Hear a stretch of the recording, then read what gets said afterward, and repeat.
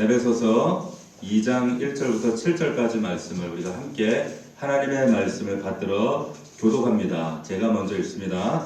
그는 허물과 죄로 죽었던 너희를 살리셨도다. 그때의 너희는 그 가운데서 이 세상 풍조를 따르고 중중의 권세 잡은 자를 따랐으니 곧 지금 불순종의 아들들 가운데서 역사하는 너희라. 전에는 우리도 다 그 가운데서 우리 육체의 욕심을 따라 지내며 육체와 마음에 원하는 것을 하여 다른 이들과 같이 본질상 진노의 자녀이었더니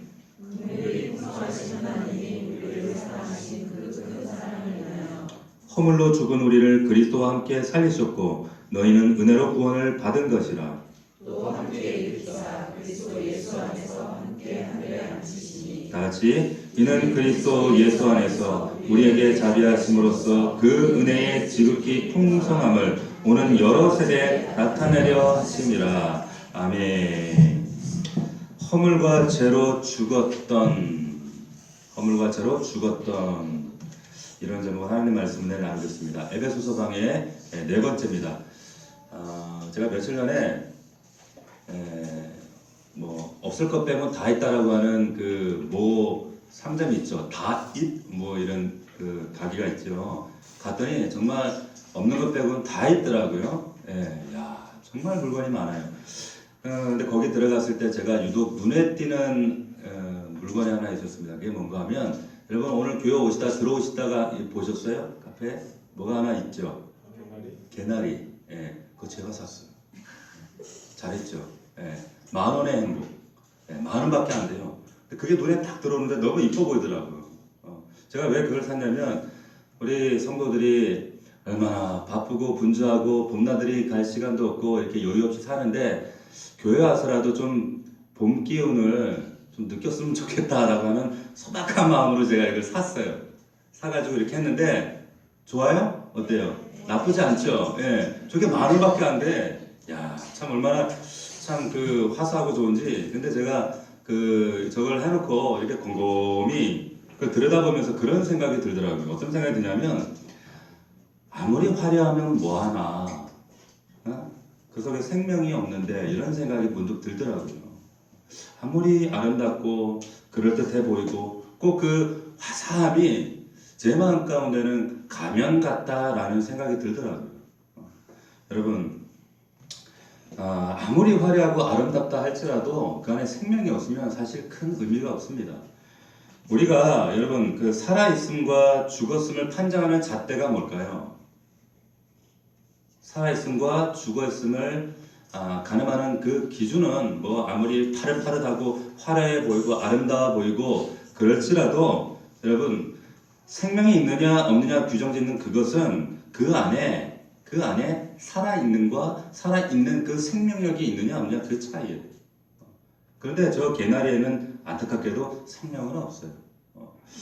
여러분 화려하게 사는 인생 같고 아름다운 인생 같지만 그 안에 생명이 없으면 정말 세상 속에 살아가는 주님 모르고 살아가는 사람처럼 그렇게 흐리멍텅하게 삽니다. 그게 생명 없는 사람들의 인생이에요. 여러분 오늘 본문 1절 말씀에 보면 생명 없는 인간의 상태를 이렇게 규정짓고 있습니다. 여러분 여기 1절 말씀 보면 그는 허물과 죄로 죽었던 너희, 허물과 죄로 죽었다 이렇게 규정합니다. 여러분 여기서 허물과 죄로 죽었다, 이 허물과 죄라고 하는 것은 두 가지 유형의 악을 말하는 것이 아니라 여기서 말하고 있는 것은 하나님에 대한 그 범죄의 성격을 표현하는 데 있어서 유대인들의 표현법이 이렇게 표현을 해요. 반복해서 강조함으로써 하나님에 대한 범죄의 성격이 이런 것이다 라고 하는 거예요. 먼저 허물이라고 하는 것은 뭐냐면 가던 길에서 이탈했다라고 하는 뜻입니다. 혹은 넘어서지 말아야 하는데 넘어섰다라고 하는 거예요. 가서는 안 되는 발걸음, 경계선을 넘어섰다라고 하는 것이 이 허물이라는 의미고, 또 하나 이 죄라고 하는 것은 겨냥을 했어요. 아마르띠아라고 하는 활로 겨냥을 했는데 목표 지점에 도달하지 못하고 벗어났다는 거예요. 이것을 죄, 표적에 도달하지 못했다, 목적에서 벗어났다라고 하는 것이 이 허물과 죄. 이 단어의 근본적인 의미는 사실 관계 용어입니다. 하나님과의 관계 용어예요. 그래서 하나님과의 관계에서 어긋남을 표현할 때 이 단어를 씁니다. 그래서 구원받기 전에 생명이 없는 인간의 상태를 이런 모습으로 표현하고 있는 거예요. 제가 좀 싱거운 얘기 좀 할게요. 여러분, 나비가 어느 날 하루살이랑 재밌게 놀았어요. 재밌게 놀았는데 이제 저녁이 돼가지고 나비가 하루살이한테 그러더라는 거예요. 야, 오늘 너무 재밌게 놀았지? 우리 내일 만나? 그랬더니 하루살이가 충격을 받은 거예요. 내일이 뭐야? 내일이 뭐야? 쟤는 내일도 몰라. 이러면서 헤어졌어요. 나비가 이제는 제비하고 놀았어요. 제비하고 노는데 너무너무 재밌게 놀았어요. 재밌게 놀았어요. 그래서 오늘도 놀고 이하고는 통해. 이 제비하고. 왜? 얘는 내일을 아는 거야. 그래서 내일도 놀고 모레도 놀고 또 내일도 놀고 또 모레 놀고 이렇게 놀다가 어느 날 제비가 그러는 거예요. 야, 이제 우리 한철 재밌게 놀았는데 이제 내가 이제 멀리 떠날 때가 됐어. 우리 내년에 만나서 우리 또 재밌게 놀자. 그랬더니 여러분, 나비가 충격을 받은 거예요. 내년이 뭐야? 내년이 뭐야? 이 나비한테는 내년이라는 개념이 없어요. 여러분, 사람은 하루살이랑 다르고 제비랑 다릅니다. 하루 사는 인생이 아니고 한철 사는 인생이 아니에요. 사람이 동물과 다른 것은 영을 가지고 있다는 것은 영원한 생명을 소유할 그릇이 있다는 거예요. 이것을 우리가 잠시 주님 믿기 전에 이것을 상실했을 뿐입니다. 어떻게 우리가 하루 사는 하루살이 같고 한철 사는 제비처럼 살 수가 있어요? 제비도 물론 우리가 한철 살죠. 그런데 제비한테 우리가 기대하고 바라보는 영원한 하나님의 나라, 제비야, 우리 이 땅에서 재밌게 살았잖아. 우리가 죽어서 저 하나님 나라 가서 우리 영생하면서 재밌게 살자. 그럼 제비는 어떻게 생각할까요? 충격을 받는 거예요. 영생이 뭐야? 왜? 제비는 영생이란 개념이 없거든요. 여러분, 영생에 대해서 모르는 분들이 너무 많아요. 심지어는 믿는 분들도 그래요. 엄밀히 얘기하면 영생을 모르는 것이 아니라 관심이 없는 겁니다. 하루살이처럼 사니까, 한철 사는 제비처럼 살기 때문에 관심이 없어요. 열심히 살아야 되고 분주하게는 사는데 영생이 실감이 안 나는 거죠. 실감이 안 나요. 옆집으로 이사 가고 외국으로 이민 가는 건 실감이 나는데 우리가 이 땅을 마감하고 저 하나님 나라로 이사 간다? 실감이 안 나는 거죠. 실감이 안 나요. 영적인 존재인데도 불구하고 영적 존재가 실감이 안 되고. 왜? 영이 죽어서 그래요. 영이 죽었기 때문에 영적 존재, 하나님이 계시다, 마귀가 있다, 천사가 있다, 실감이 안 나고 영적인 것과 관련된 모든 것들은 실감이 안 나는 겁니다. 왜 그런가? 영이 죽었어 그래요. 자, 그렇다면 여러분, 영은 왜 죽었어요? 영이 왜 죽었어요? 왜 죽었어요? 오늘 말씀에 보면 나와 있잖아요. 너희 허물과 죄로 죽었던 너희. 자, 허물과 죄가 내 안에 들어오니까 내 영이 죽은 거예요. 여러분, 본래 저와 여러분은 하나님께서 창조하실 때 영적 존재로 창조하셨습니다. 무슨 말이냐면 흙을 가지고 빚었어요. 그래서 우리 죽으면 흙으로 돌아가죠. 제가 우리 할아버지 이장을 하는데 묘를 파가지고 보니까 진짜 흙밖에 없어요. 옷은 찌꺼기가 남아있는데 정말 흙이에요. 제가 궁금해서 만져봤어요. 이장을 하면서 만져보니까 흙이에요. 흙이에요. 하나님 우리를 그렇게 세우셨어요. 그런데 동물과 다른 점은 뭐냐? 우리 그 표에 하나님께서 생기를 불어넣을 때 그 생기가 생영이 되었어요. 영이 되었어요. 그 영으로 말미암아 동물과 달라지게 된 거죠. 그런데 아담과 하와가 에덴 동산에서 정말 즐겁게 재밌게 살다가 하나님 말씀에 불순종했죠. 불순종하는 순간 하나님께서 우리 안에 그 생기, 성령을 거두어 가신 거예요. 그럴 때 그때부터 우리 영이 단절, 죽음, 사망, 그때부터 생명이 사라져 버렸어요. 우리는 분명히 영적 존재였는데 영을 거둬가시니까, 하나님은 영이신 존재이기 때문에 영은 영으로만 교통이 가능해요. 육이 육으로, 인격과 인격이 마주대하는 것처럼 영은 영으로만 교통하는데 죄로 말미암아 영을 거둬가시니까 교통이 단절, 이것을 영적으로 말하면 사망, 하나님과 관계가 끊어졌다 이렇게 얘기하는 겁니다. 이것을 육신의 사망, 영적 사망이다 이렇게 말씀합니다. 창세기 6장 3절에는 이 부분을 뭐라고 말씀하느냐 잘 들어보십시오. 여호와께서 이르시되 나의 영이 영원히 사람과 함께하지 아니하리니 이는 그들이 육신이 됨이라. 육신이 되어버렸다는 거예요. 영이 떠난 그냥 껍데기 가죽만 남았다 이 말이에요. 자, 사람이 여러분 죄를 지으면 영이 죽고 영이 하나님의 성령이 거하시지 않으면 육신의 죽음이 오는 겁니다. 그래서 우리가 70년, 80년 인간의 한계가 정해지게 된 거죠. 여러분 사람이 죽으면 다 알아요. 어머 죽었네, 시체네, 숨을 안 쉬네, 저 사람 죽었네. 근데 영이 죽어도 압니다. 영이 죽으면 표시가 나게 돼 있어요. 가장 큰 특징, 그 표시가 뭐냐? 오늘 말씀해 보면 죄 가운데 사는 거예요. 여러분 2절 보십시오. 그때 너희는 그 가운데서 행하여. 여러분 그 가운데가 어디예요? 그 가운데가 어딜 말하죠? 허물과 죄 가운데라는 말이에요. 허물과 죄 가운데. 죄를 죄로 여기지 않습니다. 죄 가운데 있는 자들은. 요즘 세상이 다 아시니까 정준영 그리고 저도 참 좋아했던 가수였는데 로이킴 이런 가수들 얘네들이 왜 지금 언론상에 이거 오르내리고 있습니까? 죄를 죄로 여기지 않아요.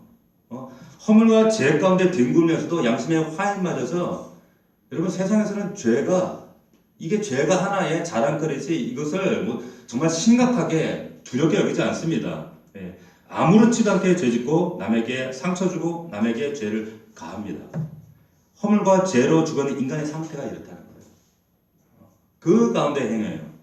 오늘 본문 1절부터 3절까지에 보면 이 죄 가운데 있는 인간의 상태를 여러분 자세히 지금 설명을 하고 있는데 여러분 1절부터 3절까지 보면 따르고 이게 3번 나와요. 3번. 자, 먼저 따랐던 게 뭐예요? 세상이에요, 세상. 세상 가치관을 따라요. 그 다음 따랐던 게 뭡니까? 공중 권세 잡은 자를 따라요. 여러분, 그 다음에 따랐던 게 또 뭐 있죠? 또 뭐 따르죠? 육체를 따라요. 타락한 육체 본성을 따라요. 육체 욕심을 따라가요. 자, 이걸 가만히 여러분 우리가 좀 깊이 분석해 보면 외부의 유혹이 2가지죠. 뭡니까? 세상 풍조, 세상에서 오는 것이 있고 위에서 오는 악한 공중권세 잡은 자의 디프레션이 있어요. 역사가 있어요. 그리고 또 하나는 내 안에서 오는 건 한 가지예요. 내 안에서 오는 것은 적합한 육신의 본성이 이게 반응하는 거예요. 그러니까 밖으로 안으로 그냥 우겨쌈을 당하는 거예요.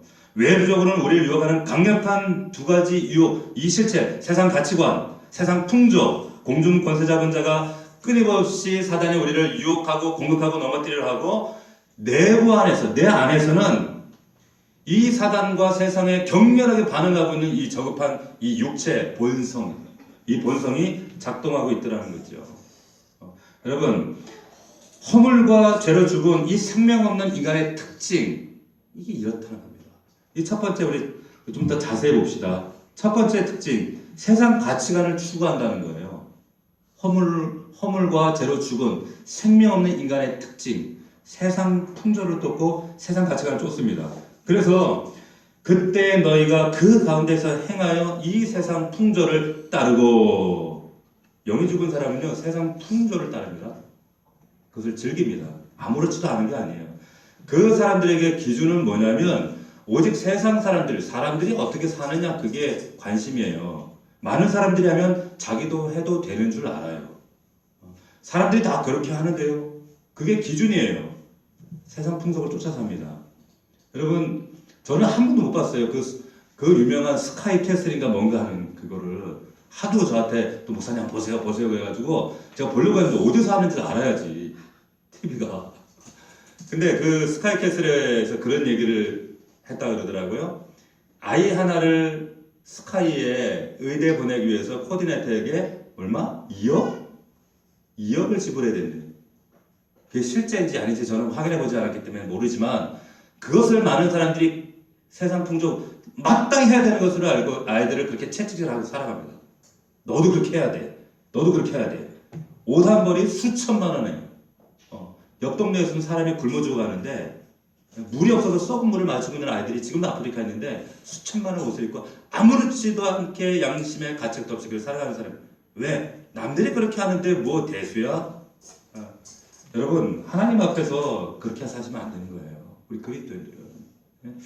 여세 동안에 마치 벼랑 끝에 서는 것처럼 아슬아슬하게 세상 가치관을 쫓아 살다가 그렇게 살다가 위험한 그 하나님 기뻐하시지 않는 모든 그 세상 것들을 다 누리고 살다가 아니요. 그렇게 살면 안 되는 거예요. 청산하셔야 되는 거예요.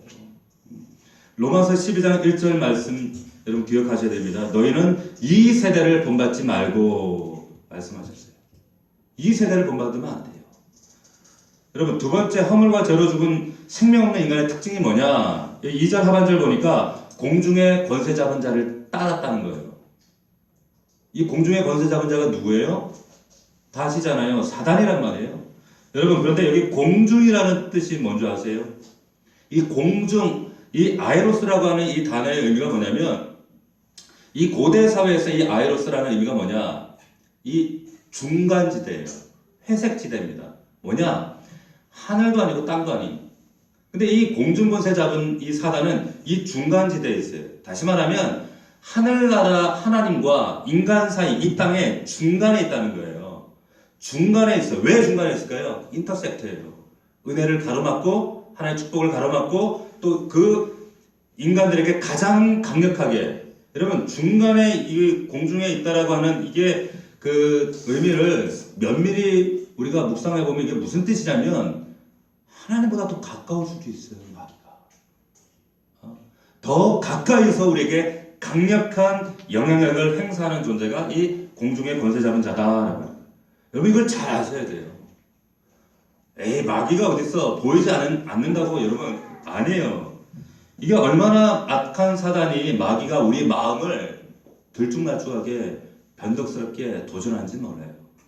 3년 동안 따라다녔던 가룟유다가 한순간에 그 마음에 예수 팔려는 생각을 장악시켜버리니까 예수 팔아버리는 거예요. 영적 전쟁터는 여기 마음의 마음. 얼마나 주님 앞에 예배해야지 나가지. 그런데 이 마음이 무너져 버리잖아요. 그러니까 오늘 못 나온 사람들이 많은 거예요. 그 뒤에 누가 있느냐? 악한 사단 마귀가 장난해요. 여러분 잘 아셔야 됩니다. 사람들이 다 자기 마음대로 살아가는 것 같지만 여러분 실상 그렇지 않아요. 여러분 자신을 한번 가만히 면밀히 들여다보세요. 원하는 대로 여러분 사라지세요? 원하는 대로 사라져요? 이상하게 자꾸 안 좋은 방향으로 가요. 하지 말아야지. 그런데 자꾸 그 방향으로 가요. 해야지. 근데 그쪽 방향으로는 잘 안 가져요. 자꾸 부정적인 방향으로 자꾸 기울어지는 거예요. 왜 그럴까요? 한두 사람만 그러면 모르겠는데 여기 있는 사람들 대부분 다 그래요. 예외가 없다는 말입니다. 항상 안 좋은 방향으로 더 많이 유혹을 받고 마귀는요 그 안 좋은 그 부정한 곳으로 끌고 가요. 이게 공중 권세 잡은 자가 하는 일이에요. 많은 사람들이 하나님이 없다 이렇게 얘기를 합니다. 왜 그럴까요? 이유는 인터셉트하기 때문에 그래요. 마귀가 하는 일은 가리우는 일을 합니다. 눈을 가려버려요. 정말로 경멸해요. 그래서 결국은 우리를 엉망진창 우리의 삶과 영혼을 망가지게 만들어요. 그래서 오늘 말씀에도 지금 불순종의 아들들 가운데 역사하는 영이다라고 얘기하는 거예요.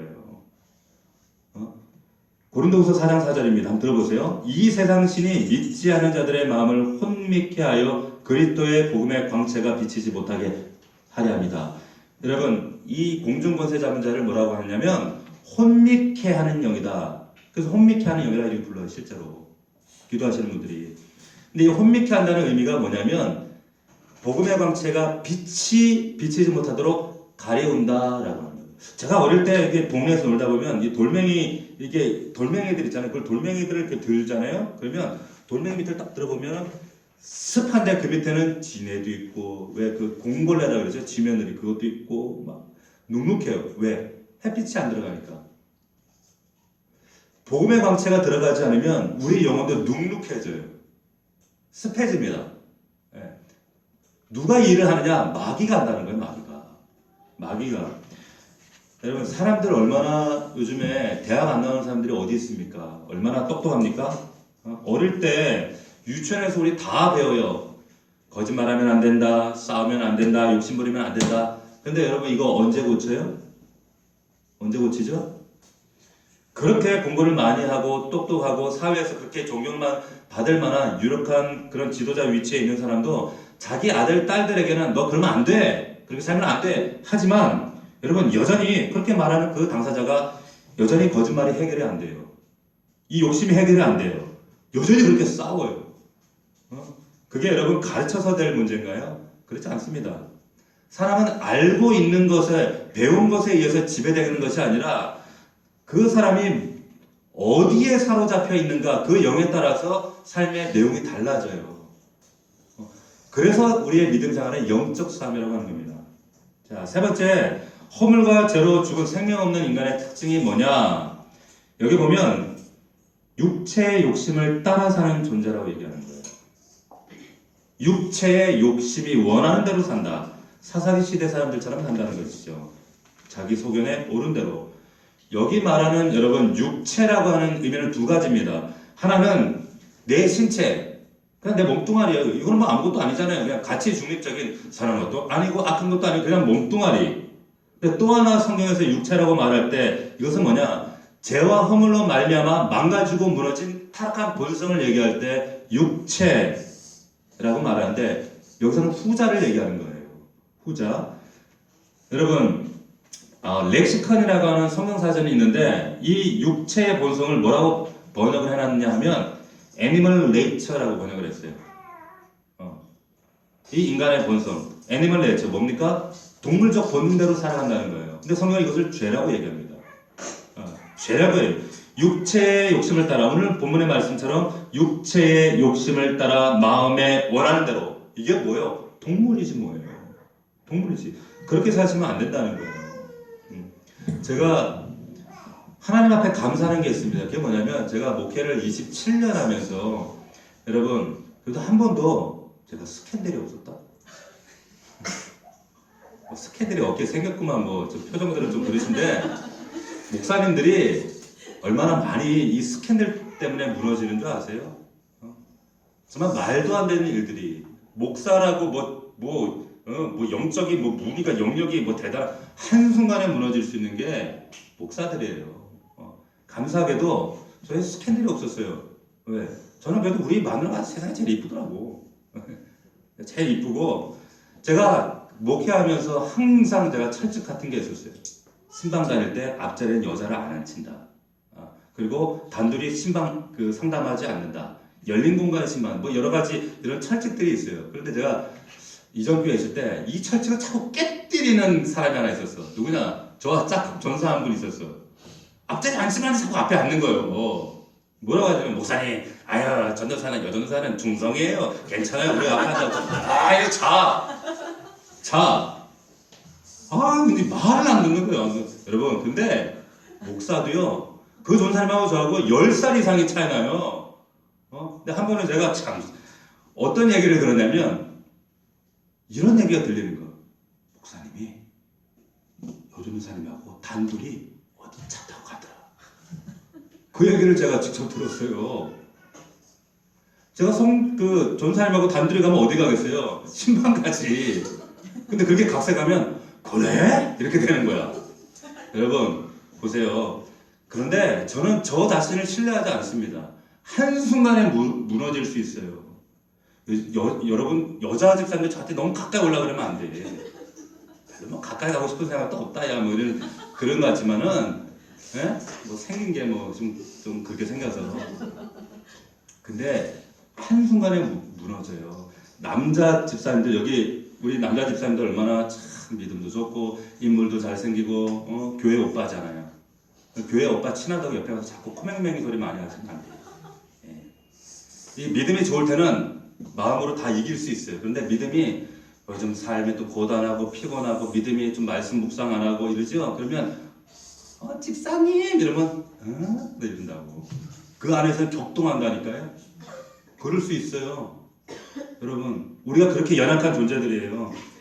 여러분 그렇기 때문에 여러분 기억하십시오. 우리가 세상적인 가치관이 내 안에 침노에 들어오고 공중 권세 잡은 자가 우리를 흔들어대고 여러분 내 안에 있는 이 저급한 육체 본성, 이 노예 근성이 노예의 이 죄성이 내 안에서 막 격동하고 일어날 때 그때마다 우리가 말씀을 묵상하고 그래서 긴장감을 가지지 않으면 안 된다는 거예요.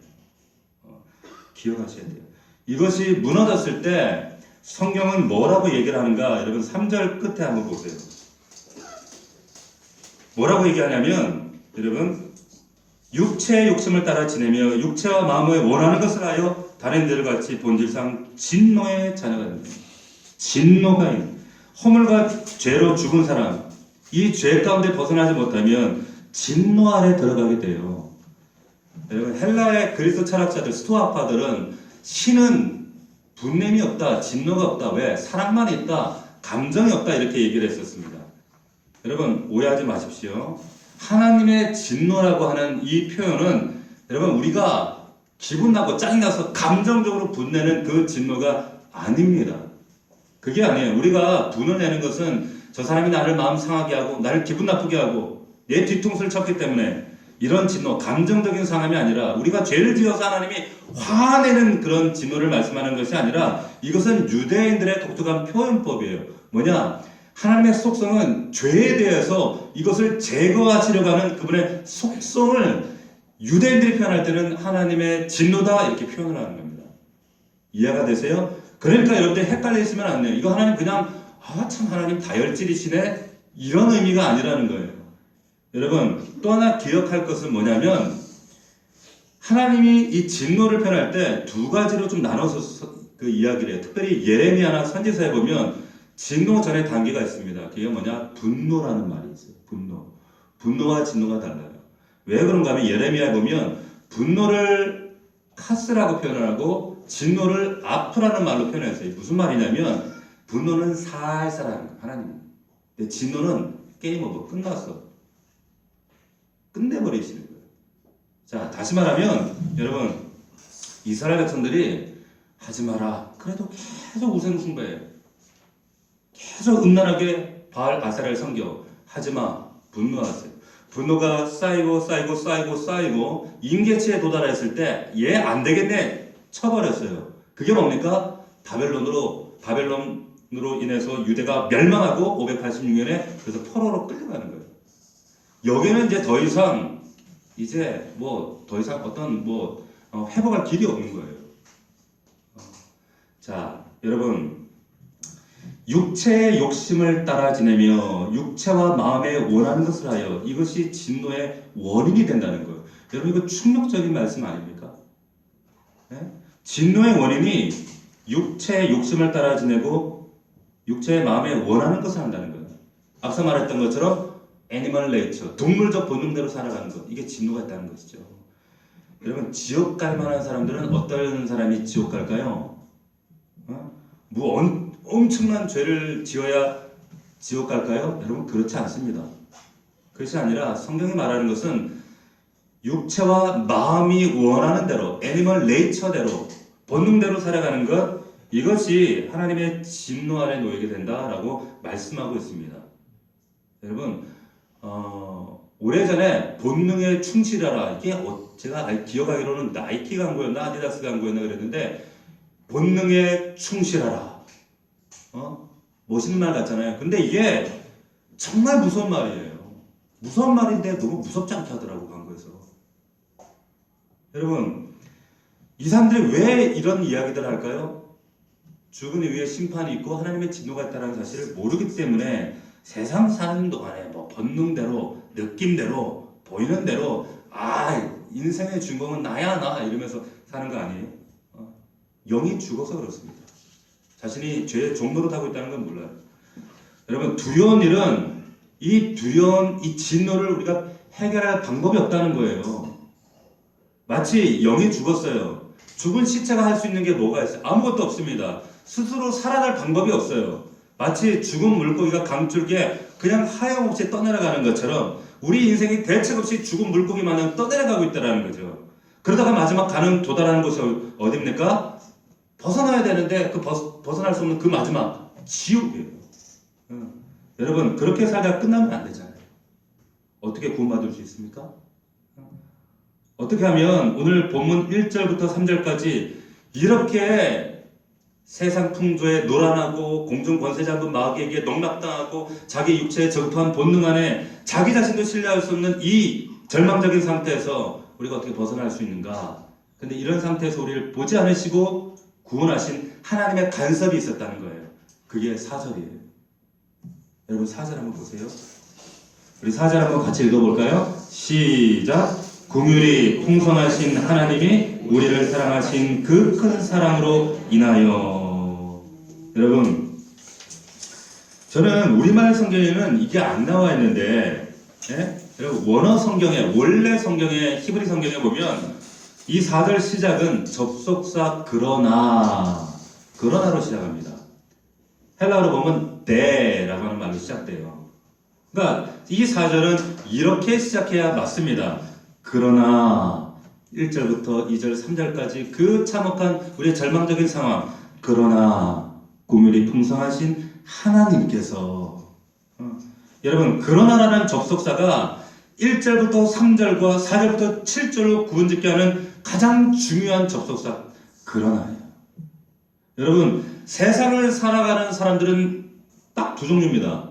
뭐냐? 1절부터 3절까지 1절부터 3절 안에 갇혀 살아가는 인생. 끊임없이 여러분 세상 풍조를 유행을 쫓아가고 공중 권세 잡은 마귀에게 농락당하면서 자기의 저급한 육체의 욕심을 따라 살아가면서 끊임없이 그 아래서 신음하며 고통하고 살아가는 인생. 1절부터 3절까지 인생이 있고 4절부터 7절까지 비록 출발은 1절에 어둠으로 시작했지만 4절에 그러나 라고 하는 영적인 반전 드라마를 경험하면서 이제는 4절부터 완전히 새로운 인생을 살아가는 인생이 있더라라고 하는 거예요.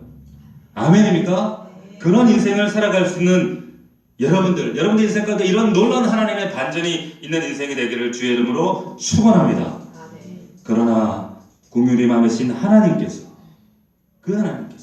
이 그러나라고 하는 접속사는요 우리를 도우시는 강력한 하나님의 도우심의 그러나예요. 은혜의 그러나예요. 우리 삶의 이 악순환의 고리를 끊어버리시는 하나님의 능력의 그러나. 이 그러나의 은혜가 여러분의 내면에 충만하시기를 축원합니다. 여러분 우리가 성경에 보면은 우리가 참 즐겨 부르는 나 같은 죄인 살리신 어메이징 그레이스 이 노래를 지은 분이 존 뉴턴이라는 분입니다. 악한 사람이었어요. 정말 나쁜 사람이었습니다. 노예상인이었어요. 이 사람의 전기를 보면 이 노예상인 하다 지중해에 병들면 노예들을 실컷 그냥 산채로 물에 던져버렸던 사람이에요. 얼마나 방탕하고 더러운 인생을 살았던 사람인지 모릅니다. 근데 이런 인생에도 하나님이 오셨어요. 그래서 회심하고 구원받고 그분을 영접합니다. 그런데 이분이 구원받은 이후에 살면서도 끊임없이 죄책감이 옛날 살았던 자신의 그 끔찍한 과거가 생각이 나는 거예요. 나 같은 사람도 천국 갈 수 있을까? 내가 그 과거에 그렇게 살았는데 나 같은 자가 과연 천국 갈까? 이런 의심이 들 때 근데 그때 하나님이 주신 말씀이 이사야 44 3장 4절 말씀이었어요. 존 뉴턴에게 주신 말씀 내가 너를 보배롭고 존귀하게 여기고 너를 사랑하노라. 존 뉴턴같이 이 끔찍한 범죄라도 이 노예상에도 하나님께서 내가 너를 사랑한다는 거예요. 보배롭게 여긴다는 거예요. 이분이 평생에 이것을 암송하면서 82살에 죽을 때까지 이 말씀 붙잡고 살았다는 거예요. 이분이 마지막 임종할 때 아주 유명한 말을 했습니다. 자신이 하나님 나라에 가면 3가지 때문에 놀란다. 뭐냐? 첫 번째는 도무지 하나님 나라에 오지 못할 사람이 와 있는 사실을 보고 자신이 놀랄 것이다. 두 번째는 저 사람은 하나님 나라에서 만나리라고 생각했는데 만나지 못하는 것 때문에 놀랄 것이다. 세 번째, 나 같은 이 끔찍한 죄인이 하나님 나라에 와 있다는 사실 때문에 나는 놀라게 될 것이다 라고 했다는 거예요. 이 3가지. 여러분 천국 가고 지옥 가는 것은요 우리가 선한 일을 하고 나쁜 일을 많이 하고 그것을 하나님의 조건으로 삼지 않습니다. 그러면 우리는 다 지옥 가야 돼요. 여러분 4절 보세요. 다시 한번 보세요. 그러나 긍휼이 많으신 하나님께서 하나님의 은혜예요. 하나님의 은혜예요. 하나님의 은혜로 가는 거예요. 여러분 오늘 이 본문의 1절과 3절 그리고 4절과 7절을 나누는 이 둘을 이 구분짓는 이 경계선이 뭐예요? 1절과 3절부터의 인생은 어떤 인생이고 4절부터 7절의 인생, 이 구분짓는 판가름하는 가장 중요한 구분점이 무엇인가? 뭘까요? 뭐예요? 하나님의 개입하신 여부가 있느냐 없느냐예요. 하나님이 개입하시는 인생이냐? 사반절 이후처럼 하나님의 개입하시는 인생이냐? 아니면 1절부터 3절까지 개입하심이 없느냐는 거예요. 여러분 1절부터 3절 다시 한번 보세요. 거기에 하나님이 보이지 않습니다. 전혀 하나님 보이지 않습니다. 그런데 4절부터 7절까지는 주권자 되신 하나님이 일하고 계세요. 일하고 계세요. 죽었던 너희를 1절부터 3절까지는 죽었던 너희를 4절 7절까지 보면 그리스도와 함께 살리셨고 1절부터 3절까지는 깜깜해요. 근데 4절 7절 여러분 나오는 이 문장 단어들 한번 보시겠어요? 보면 풍성, 사랑, 살리심, 하늘에 앉히심 다 밝아요. 여러분 지난 한 주간을 여러분 삶을 한번 돌아보십시오. 여러분 삶 가운데 풍성, 사랑하심, 살리심, 하늘에 앉히심, 그분의 회복하심, 여러분 이런 삶의 영적 체험과 간증이 있었습니까? 믿음 안에 이거 누리셨어요? 이게 여러분들 인생의 믿음의 삶을 살아가고 있는가? 이게 분기점이에요.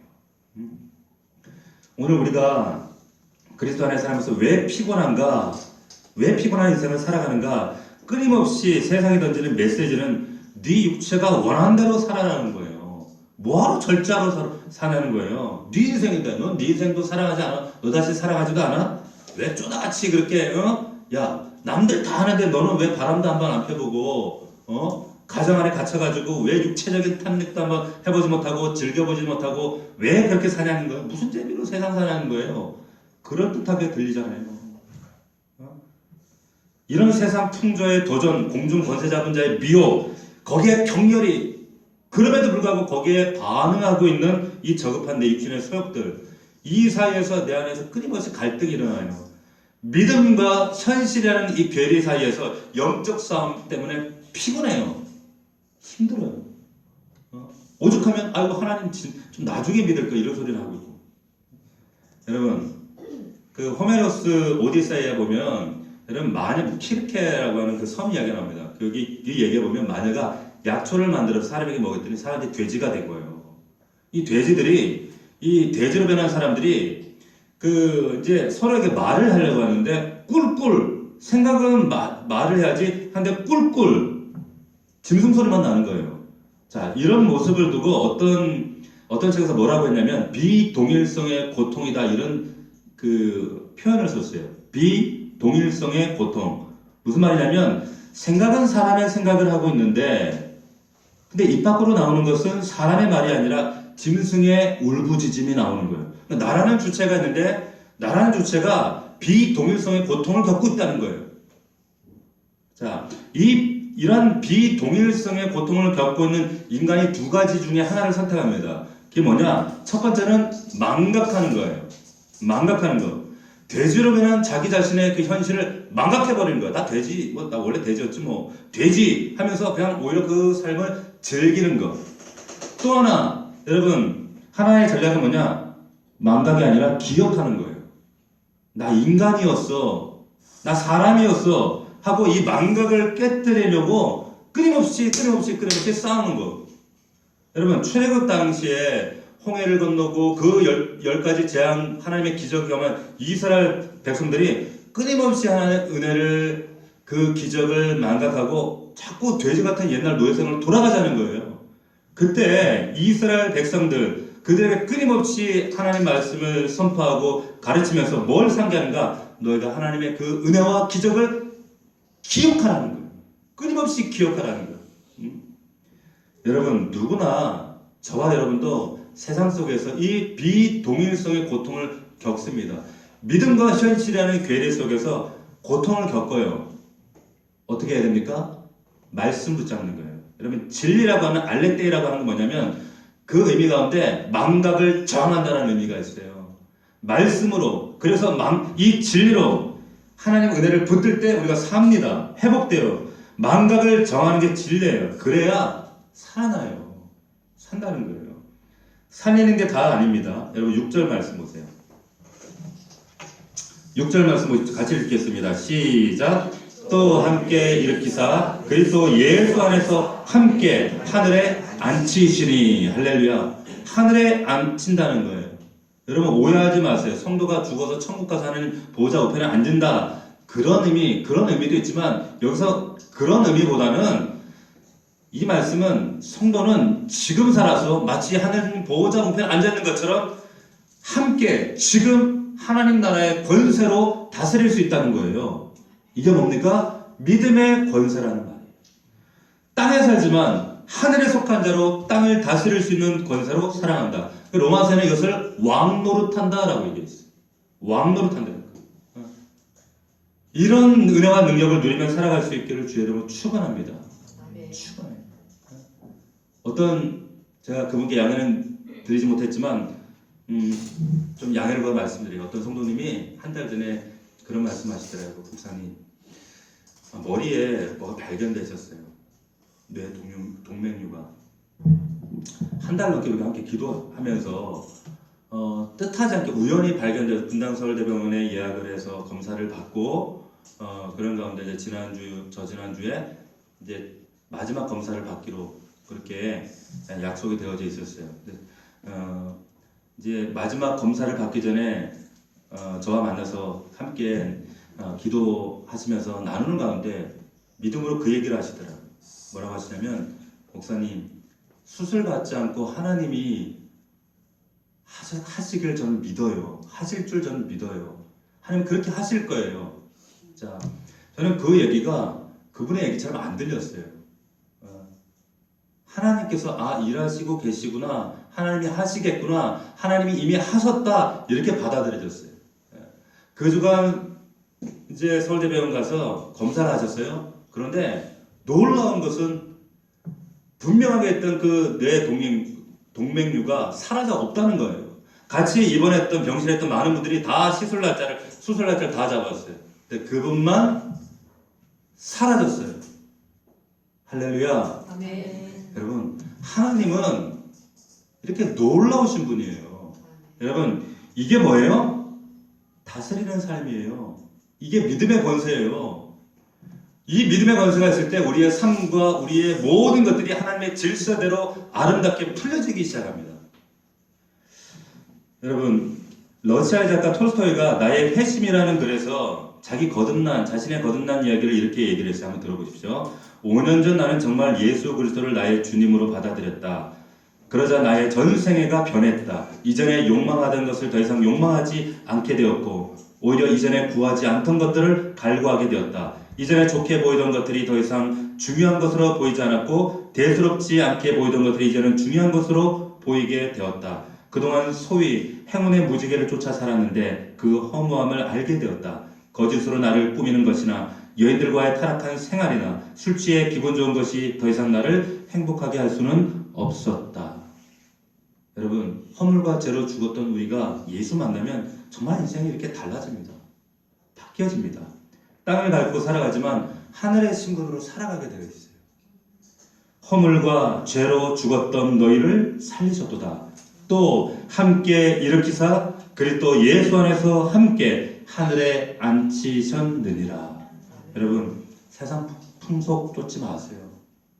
공중 권세 잡은 자에게 여러분 농락당하고 놀아나지 말고 또 내 속에 있는 저급한 육체에 나를 신뢰하지 말고 언제든지 넘어질 수 있다는. 그러나 하나님 나라의 권세와 믿음에 붙들려 살 때 하나님께서 여러분들 인생을 축복하시고 이 놀라운 살리시는 놀라운 영광을 은혜를 경험하게 되실 줄 믿습니다. 이 은혜가 여러분들 가운데 있기를 주의 이름으로 축원합니다. 자, 우리 함께 이 시간 기도하겠습니다. 이 시간 기도할 때 이 말씀만 기억했으면 좋겠어요. 허물과 죄로 죽었던 너희를 살리셨도다. 누가요? 하나님이 하십니다. 우리 인생을 바라보면 정말 사방으로 우겨쌈을 당했어요. 내후에는 외적으로는 세상 풍조가 나를 흔들어대고 그리고 공중권세 잡은 자가 나를 끊임없이 흔들고, 그리고 내 속에서는 이 저급하고 더러운 노예 근성들이, 죄성들이 끊임없이 나를 좌절시키고, 그래서 이 다듬어지지 않은 나의 연약한 모습 때문에 남에게 상처 주고, 가족에게 상처 주고, 남을 해롭게 하고 어렵게 하는 내 속에 연약함들이 있습니다. 그러나 나에게는 허물과 죄로 죽었던 내 인생 가운데는 하나님이 계셨습니다. 그 하나님의 은혜로 나를 회복시키시고 고치시고 하나님이 나를 새롭게 만드십니다. 아버지 도와주시옵소서. 하나님 역사하여 주시옵소서. 오늘 이 말씀을 붙들고 하나님 이 은혜가 1절부터 3절까지의 삶이 아니라 4절부터 그러나 긍휼이 풍성하신 하나님이 우리를 사랑하사, 이 은혜가 우리 안에 있기 원합니다. 우리의 가정을 붙드시기 원합니다. 내 영혼과 내 삶에 내 앞날을 주님 붙들어 주시옵소서 하는 마음으로 다 함께 간절한 마음으로 통성으로 기도하겠습니다. 살아계신 아버지 하나님, 은혜하사는 감사합니다. 그렇습니다. 주님, 허물과 죄로 죽었던 너희를 살리셨도다. 아버지 하나님, 세상 성조를 따르고 공중의 권세 잡은 자를 따랐으며 불순종의 아들 가운데 역사하는 그 영을 따라 하나님 육체의 욕심을 따라 지내며 육체와 마음에 원하는 것을 했던 본질상 진노의 자녀로 진노 가운데 멸망할 수밖에 없는 우리를, 그러나 긍휼이 풍성하신 하나님이 우리를 사랑하셔서 그 은혜로 말미암아 하나님의 사랑으로 말미암아 지금 이 자리에 주님 앞에 나와 있습니다. 하나님, 나를 불쌍히 여기시고 나에게 새로운 생명과 영원한 하나님의 은혜를 주신 아버지 앞에 서기 원합니다. 말씀 앞에 서기 원합니다. 나를 붙들어 주시옵소서. 우리 사랑하는 성도들 말씀 앞에 서게 하옵소서. 진리 앞에 서게 하옵소서. 아버지 하나님, 이스라엘 백성처럼, 아버지 하나님, 돼지로 변한 인간들처럼 이 비동일 속에 아버지 고통 가운데 저 믿음과 현실이라는 이 괴리 속에서 신음하며 고통하고 있는 우리 성도들, 아버지 하나님 믿음으로 이기게 하여 주시옵시고, 아버지 진리를 붙들고 은혜를 붙들고 승리하는 우리 믿음의 성도들이 다 될 수 있도록 살아계신 아버지 하나님 역사하여 주시옵소서. 하나님의 은혜가 필요합니다. 하나님의 능력을 의지합니다. 그러나 긍휼에 풍성하신 그 하나님의 능력으로 말미암아 살아내는 우리 믿음의 사람들이 다 될 수 있도록 하나님 도와주옵소서. 아버지 하나님 함께하여 주시옵소서. 우리 사랑하는 성도들 그렇게 믿음으로 하루를 승리할 수 있도록 역사하여 주시옵소서.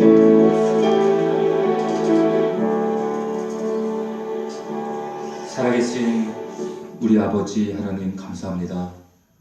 허물과 죄로 죽을 수밖에 없던 우리들, 여전히 세상 풍조와 공중의 권세 잡은 자를 따르며 또한 육체와 마음에 원하는 것을 따라 본질상 진노의 자리까지 갈 수밖에 없던 우리를, 그러나 긍휼이 풍성하신 하나님이 그 놀라우신 아버지의 사랑으로 말미암아 우리를 구원하시고 우리의 모든 죄와 허물을 아버지 깨끗하게 사하신 우리 아버지 하나님, 그 은혜를 생각할 때 감사함을 드립니다. 아버지, 이제는 나를 구원하신 그 긍휼이 풍성하신 하나님의 은혜로 살게 하시고 그 하나님 은혜의 울타리 안에서 벗어나지 않도록 도와주시옵시고, 세상을 이기고 정말 세상이 감당치 못할 믿음으로 살아갈 수 있는 우리 믿음의 종들 다 될 수 있도록 축복하여 주시옵소서. 미사옵고 예수님의 이름으로 감사하며 기도하옵나이다. 아멘.